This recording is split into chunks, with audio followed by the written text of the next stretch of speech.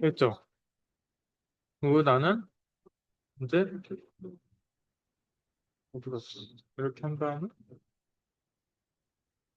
레코딩을 하는데 강의안이 없어진 거잖아요. 지금 그렇죠? 그래서 어렵죠. 제가 그래서 교수님은 그걸로 쓰는 게 좋겠다고 말씀드렸어요. 그리고 여기서 이제 그래서 이걸 하면 되고 띄우면 되죠. 어, 어디 갔지? 원래 있던 거? 그러면 되잖아. 녹화되고 있잖아, 지금. 그거면 줌 한 번만 다시. 음, 줌에서 쉐어, 쉐어. 띄우면 돼.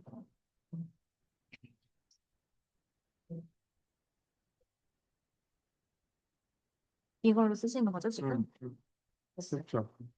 이거 짧게 하셔야 돼요. 한번 말하면 이게 빨리 해야 돼. 그건 진짜요. 녹화도 안 되면 괜찮아. 시간 타, 안, 자, 이미 5분 날리셨어요. 자, 보면 이게 우리 세포의 그 모습이 세포 발달이 이제 쭉 가잖아요. 가는데 이게 이제 알베올라 우리 세포잖아요. 이게 호흡이 되려면 2단계 섹출라 가선기 이후부터는 있어야 돼요. 그래서 생존 한계가 여기인 이유가 여기는 그냥 관이에요, 관. 그래서 호흡 기능이 없어. 그래서 여기부터 우리가 생존한다. 설펙턴트도 이때부터 생긴다. 그래서 페포는 그렇고, 그러니까 우리가 그 페포 발달 단계에서 얘는 그냥 전달하는 거, 폐기관이 있고 기관지가 있고 있잖아요. 거기서 그 이후로 세부적으로 이제 공기가 전달이 되려면 전달이 된 다음에 호흡 가스 익스체인지 관련되려면 이 17단계 이후부터 되는 거예요. 그래서 여기서는 RBL, 레스피레이토리 브론코열부터 이 이하 단계가 실제적으로 호흡에 관여하는 거고 2단계는 전도, 그냥 관이에요, 관. 호흡, 그 산소 교환이나 이런 기능 없이 전달만 해주는 거고 여기부터 한다. 그래서 실제적으로 이게 발달이 돼야 되는 거고 이게 이제 24주 이후부터 일반적으로 발달이 된다. 페포를 보면 여기 페포에 이렇게 있잖아요. 타입 2 뉴모사이트가 있어요. 여기서 이제 설펙턴트를 만들어가지고 이렇게 뿌려주는 거예요. 이렇게. 뿌려주면 얘가 이렇게 잘 펴지는 거고, 만약에 이제 여기서 공기가 들어온다. 그럼 여기서 이제 디퓨전을 통해서 여기에 혈액에다가 산소를 공급해 주는 건데, 미숙아들 같은 경우에 이제 얘네들이 설펙턴트가 이 타입 2 뉴모사이트의 설펙턴트를 만들어줘야 되는데 이게 시원찮은 거야. 그러니까 컴플라이언스가 떨어지고 염증이 생기면서 하이알린 멤브레인이 생기는 거야. 그래서 염증이 생기니까 여기도 이런 이 마크로파이즈나 이런 것들이 생기면서 인터스티슘에 간질액들이 차고 이러면서 염증 생기지 여기가 공기가 전달이 잘 안 되는 거야. 그래서 RDS가 시간이 지나면 이게 점점 두꺼워지고 이 시체들이나 이게 쌓이면서 호흡에 관여하는 그런 부분들이 떨어진다. 그래서 결과적으로는 폐 손상이나 이런 것들이 일어나는 거고 실제로 만사가에서는 설펙턴트가 잘 나오고 공기가 들어가면서 잘 펴지고 산소 교환이 잘 되는 거다. 이렇게 생각하시면 되겠어요. 옛날에 이제 벤틸레이터는 이렇게 네가티브 프레저였어요. 그러니까 우리가 지금 실제적으로 피지올로직하게는 네가티브 프레저, 횡격막이 내려가면서 음압을 걸어서 공기가 타는 거예요. 그래서 옛날에는 처음엔 그렇게 만들었다가 시간이 지나면서 이제 파시티브 프레저로 바뀌면서 이제 현대 벤틸레이터가 된 거고. 그래서 우리가 벤틸레이션 하는 거는 결과적으로는 산소와 그리고 벤틸레이션, CO2를 클리어링하고 산소를 받아들이는 걸 도와주는 거예요. 그래서 심폐 기능이 유지되는 게 이제 목표고. 우리가 인공호흡기를 할 때는 이런 인디케이션이 있을 때, 뭐 산혈증이나 CO2가 많이 쌓이거나 암리아가 있거나 뭐 이런 거 있을 때 우리가 쓴다는 거는 이제 대강 아는 거고. 그래서 CPAP 같은 경우는 이거보다 이제 인투베이션보다 훨씬 낮은 단계에서 우리가 경미한 경우에서 그게 지 맘대로 막 움직이는지 모르겠네. 그래서 퍼퓨전 디퓨전 이게 지 맘대로 움직여. 그래서 O2가 들어오고 확산에 의해서 결국은 이제 그 산소 디옥시네이티드 블러드가 이 산소를 받아가지고 다시 옥시지네이션해서 가는 게 결국은 이제 우리 호흡인데 이걸 도와주는 거죠, 결국은. 그래서 옥시지네이션에는 산소를 많이 주면 FiO2를 높게 주면 되고 MAP를 높게 주면 많이 펴지니까 알베올라가 리크루트 되면서 되고 션트는 오히려 반대하죠. PDA나 이런 션트가 있을 때는 그런 거에 이런 거의 역할을 저해하는 역할을 하는 거죠. 산소를 높게 쓰면 우리가 뭐가 문제죠? BPD랑 ROP 이런 이 컴플리케이션이 생길 수 있어서 이게 이제 계속 바뀌고는 있는데 미수가 타겟을 그렇게 높이 쓰는 것은 썩 좋지 않다. 근데 낮게 쓰면 생존율은 떨어져요. 근데 높게 쓰면 생존율은 올라가는데 이런 컴플리케이션이 많이 생기고 FiO2를 너무 높게 쓴다. 그럴 때는 결국은 이제 O2 프리 라디칼에 의한 톡식시티 및 산소가 들어가니까 질소가 상대적으로 빠지게 돼요. 그래서 유지가 안 되면서 아텔렉타시스가 잘 생겨요. 그래서 산소와의 분리하다. 그래서 우리 하이오2 에어릭 때 쓰는 경우가 질소를 다 마음대로 이렇게 막 질소를 다 빼버리게 되면 이렇게 해보죠.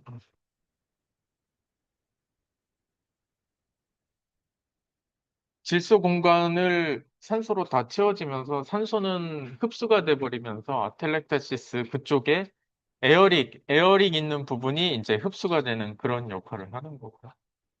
그래서 이거는 가스가 이제 우리 대기 중에는 산소가 20%죠. 근데 이게 이제 우리 몸으로 들어와요. 그래서 코랑 이 인후두를 거치면서 휴미디가 되겠죠.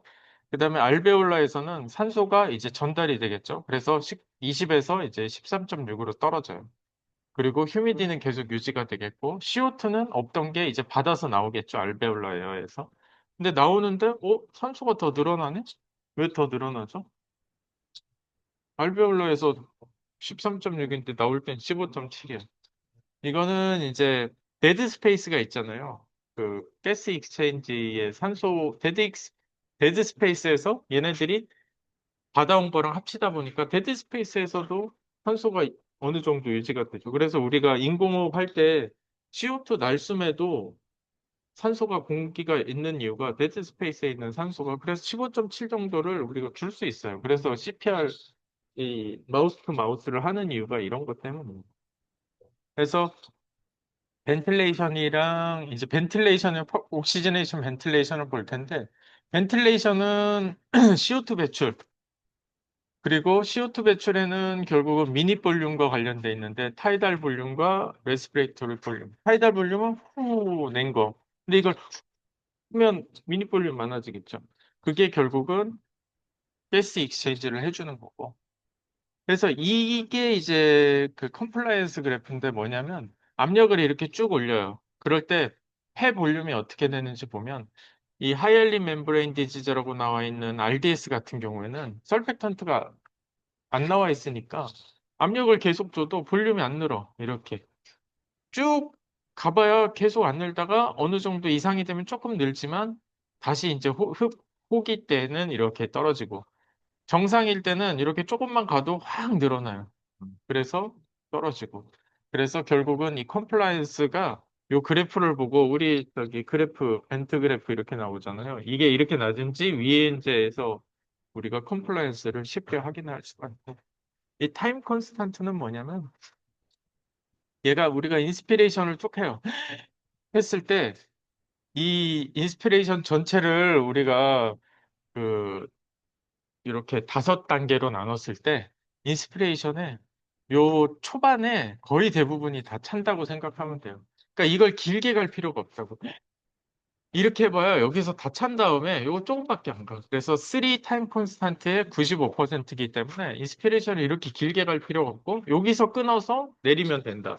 이렇게 가봐야 데미지만 더 생긴다. 그래서 타임 콘스탄트를 한 3만 가도 거의 대부분 채워지기 때문에 우리가 이런 거를 이제 우리 타임 그 벤트 설정할 때 우리가 쓸 수 있고 익스피레이션도 마찬가지 거의 초반에 다 이렇게 하긴 하는데 그래서 우리가 인스피레이션 타임과 익스피레이션 타임 줬을 때 인스피레이션을 짧게 가는 이유가 그것 때문이다.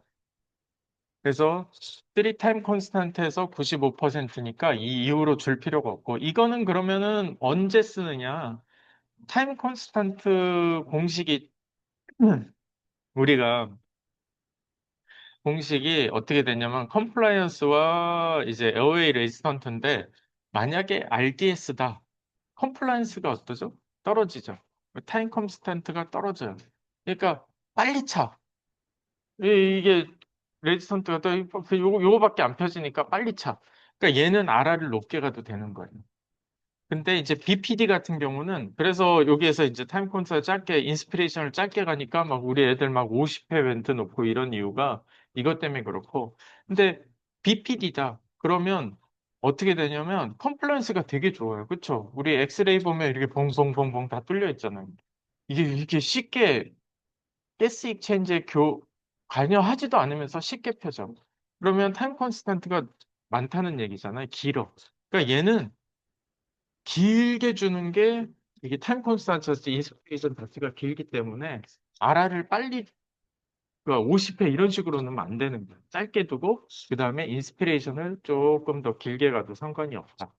그래서 인스피레이션 길게 그래서 RDS 때는 인스피레이션 짧게 BPD 때는 길게 하는 이유가 이제 그런 거다. BPD를 50회로 놨다. 그러면 그거는 아 얘가 이게 잘 모르는 사람이구나 이렇게 생각을 할 수가 있는. 그다음에 이제 MAP를 증가시키는 방법이 이제 벤트에서 여러 가지가 있는데, 핍을 증가시키면 되겠죠. 핍은 계속 밀어주는 거예요. 기본적으로 깔고 있는 거. 우리가 핍을 4 정도로 주는 이유가 여기서 우리가 했을 때 딱 걸리는 피지올로직 핍이 한 4 정도예요. 그래서 했을 때 여기에 걸려있는 게 4 정도이기 때문에 이 정도는 기본적으로 주는 게 데드 스페이스나 이런 걸 피지올로직하게 유지가 되기 때문에 그걸 해주는 거고 그거보다 더 준다는 얘기는 만약에 RDS가 심하다. 그러면 쉽게 콜랩스가 되니까 핍을 조금 높게 줘가지고 유지를 하는 거예요. 그래서 애들이 딱 낑낑거리는 애들 있잖아.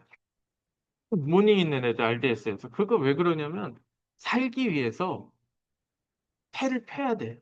근데 낮은 핍으로는 유지가 안 돼. 그러니까 하면서 발사과를 하면 인트라소라식 프레셔가 올라가면서 핍이 자동 걸리는 거예요. 그래서 하면서 핍을 올려 스스로. 그래서 렁을 어떻게든 피려고 하는 그런 피지올로직 프로세스다. 그다음 PIP를 증가하는 게 이거 있잖아요. PIP를 증가해서 우리가 압력을 높일 수 있고 인스피레이션 타임을 길게 주면 또 그럴 수 있어요. 하면 공기가 많이 들어가면서 PIP가 올라가고 RR 증가. 요게 빨라지면 요게 많아지면 총합은 많아지잖아요, 요게. 그다음에 플로우를 증가하는 것도 방법이고. 그래서 MAP를 증가시킬 때 우리가 여러 가지 방법을 쓸 수 있다. 그래서 우리가 하이 프리퀀시랑 컨벤셔널이랑 이런 게 있는데 요 그래프가 사실 제일 중요한 거예요. 요 그래프가 제일 중요한 이유는 이 A단계 DBC가 있는데 우리가 압력을 높일 때 이렇게 올라가는 거 아까 그래프를 봤잖아요. 이렇게 가면 처음에는 이렇게 가. 압력을 높여도 볼륨이 늘지 않아요. 처음에는 조금 하면. 근데 어느 순간부터 페프가 확 늘어나기 시작하는 단계가 있어요. 이렇게 쭉 늘어.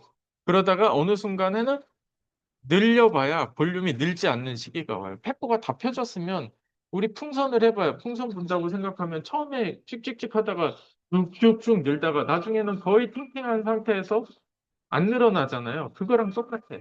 그래서 우리가 적정 압력을 주면 볼륨이 훅 불면 쭉 올라가다가 계속하면 땡땡땡땡 더 안 올라가는 시기가 오는데 그 이후에는 어떻게 돼요? 터지죠. 그래서 압력을 무조건 올리는 건 안 되고 어느 정도 요 그래프에 가서 계속 PIP를 하나씩 올리다 보면 타이덜 볼륨이 더 안 늘고 세츄레이션 변화가 없는 시기가 와요. 그럼 그 다음부터는 올리면 안 돼. 여기서는 에어리게 리스크만 증가해.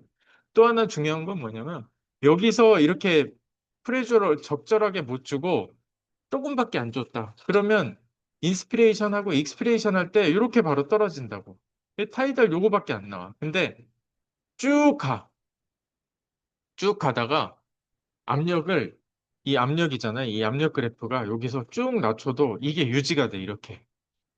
그래서 적정 압력을 이용해서 페프를 쫙 펴놓게 되면 어느 정도 쭉 내려도 볼륨이 그대로 유지가 돼.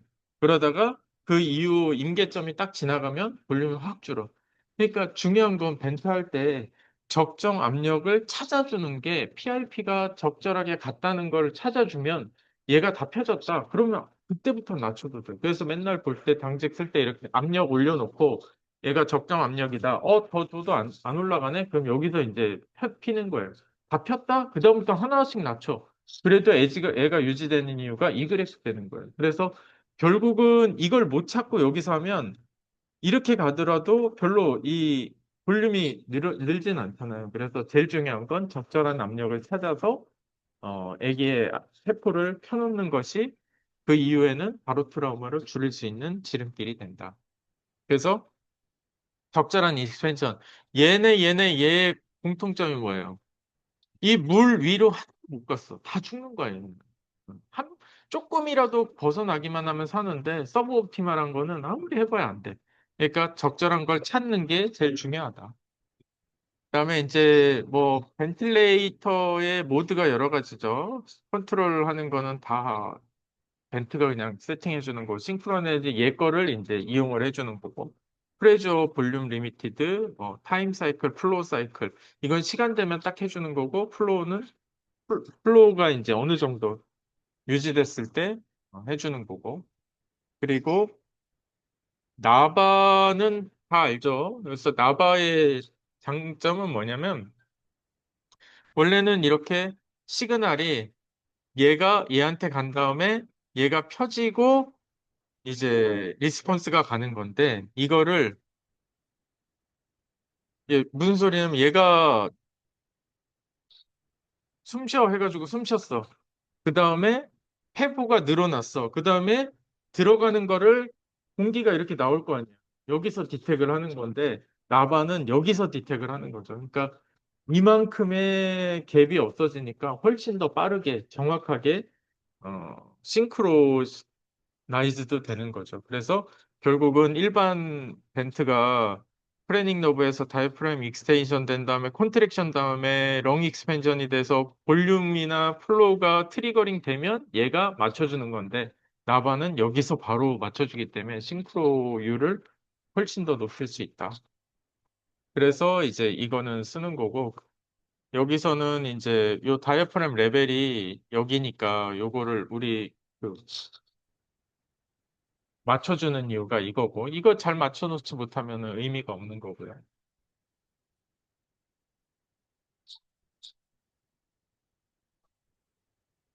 그리고 하이 프리퀀시는 데드 스페이스보다 작은 거. 데드 스페이스는 아까 컨덕팅 존, 그 페퍼에 그 참여하지 않는 애들.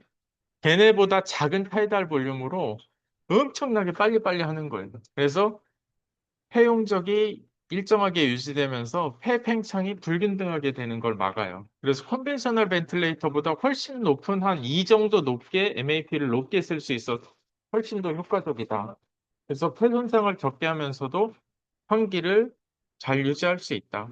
그래서 이거를 쓰게 되면 바로 트라우마나 볼루 트라우마나 아텔렉타시스를 막을 수가 있는데 이 그래프를 이제 우리가 맨날 뭐 보는 건데 옥시지네이션이랑 벤틸레이션 두 가지 팩터가 있어요. 인공호흡에는. 옥시지네이션은 FI2를 조정하면 되겠죠. 그다음에 MAP를 조정하면 돼요. 여기서 우리 MAP랑 앰플리튜드 두 개밖에 조절 안 하잖아요. 근데 MAP는 뭐냐면 이 민 에어웨이 프레주어니까 에어웨이에 들어가는 총 압력을 이렇게 유지해 주는 거고 그다음에 벤틸레이션은 요거를 해주는 거라고 생각하시면 돼요.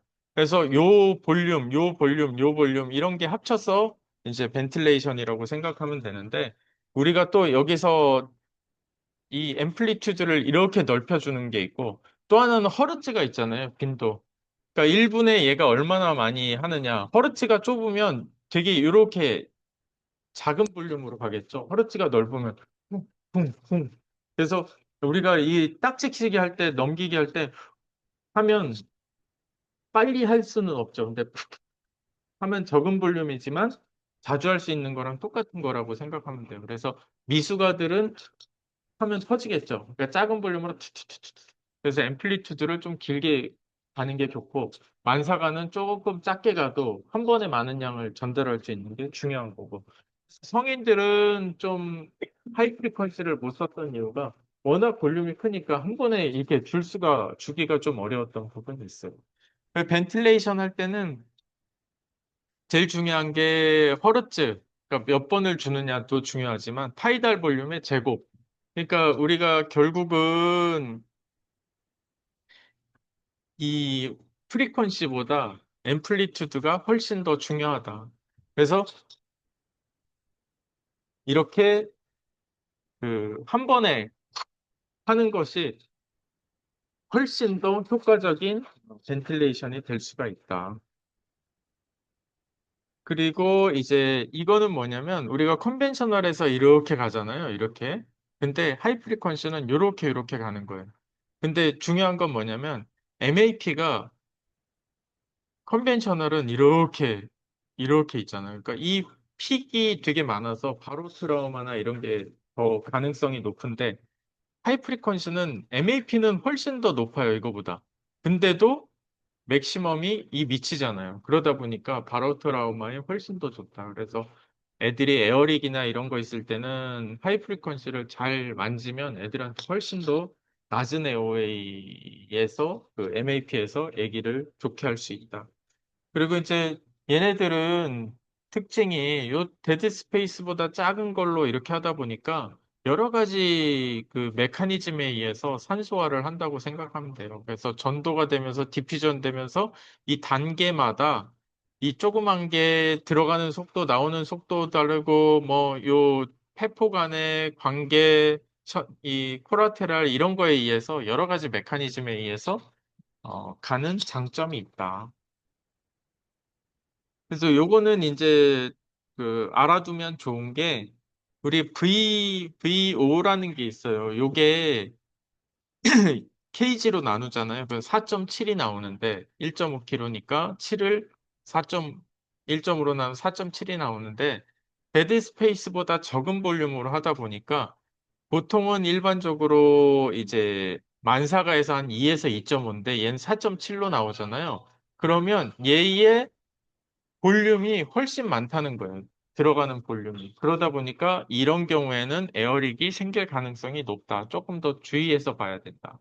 그래서 이게 뭐냐면 타이달 볼륨이랑 렁 인저리가 고 핸드인 글러브 안에 손, 불가분의 관계다. 이런 소리예요. 그래서 타이달 볼륨이 높으면 높을수록 에어릭이 더 많이 오니까 요거 가지고 나중에 한번 계산을 해봐라. 요 VO에다가 몸무게 나눠서 한 2.5까지는 괜찮은데 넘어가면 이거 에어릭 가능성이 있지 않나? 근데 애기 상태에 따라 다 그건 맞춰봐야 되고 미니 볼륨 이건 뭐 그냥 이제 그 똑같은 얘기고 그래서 이 우리가 그 하이 프리퀀시 할 때 타이달 볼륨을 작게 쓰는 거랑 크게 쓰는 거랑 이제 봤을 때 이거예요. 작은 애들한테 15Hz 놓고 만사가한테 6Hz를 놨을 때 우리가 하는 거는 많이 쓸 수 있지만 빨리빨리 할 수가 없어요. 그러다 보니까 이제 허르츠가 낮으면 훨씬 많은 미니 볼륨으로 줄 수가 있고 허르츠가 높으면 타이달 볼륨이 적을 수밖에 없어요. 그래서 이럴 때는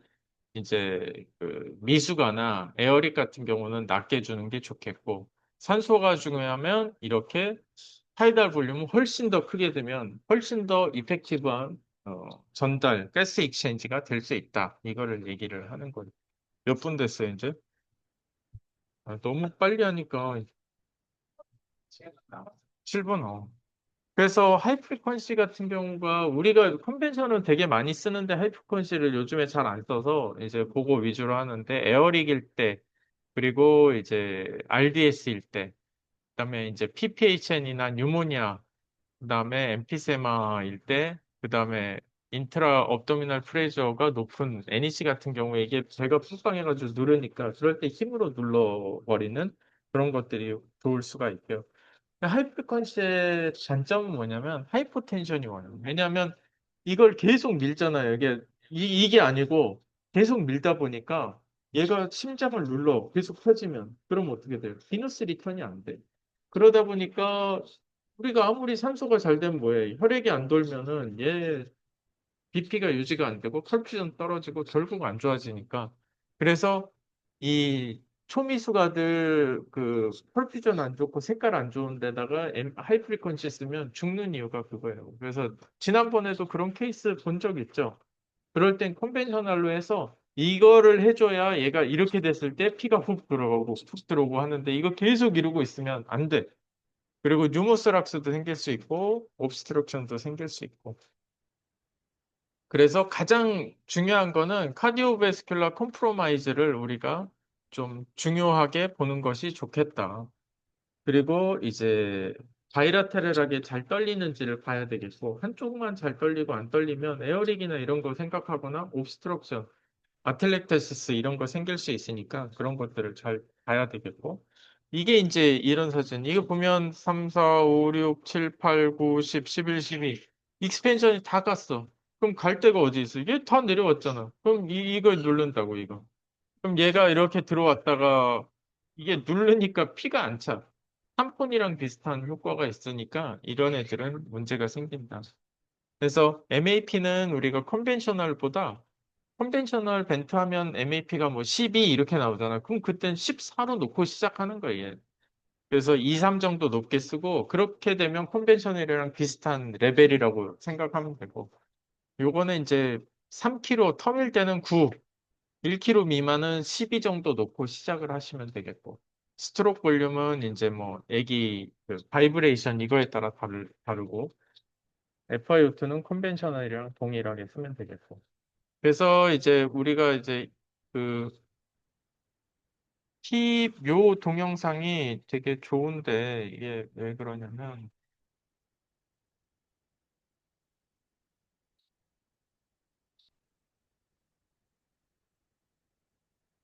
그 이게 폐 돼지 아, 참,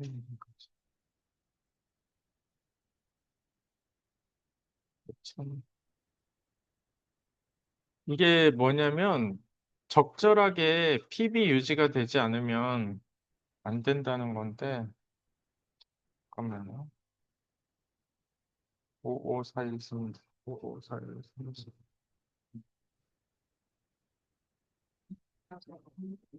요거를 보면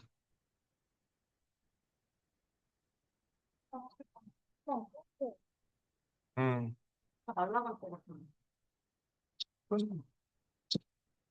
지금 이게 이제 핍이 없는 거, 요거 아까 그 딱 됐을 때 핍이 없는 거예요. 핍을 주면 이게 다 펴지잖아요.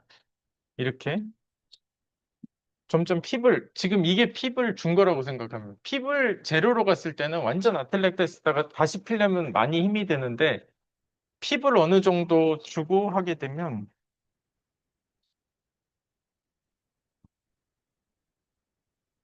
근데 우리 돈 내고 저기가 아니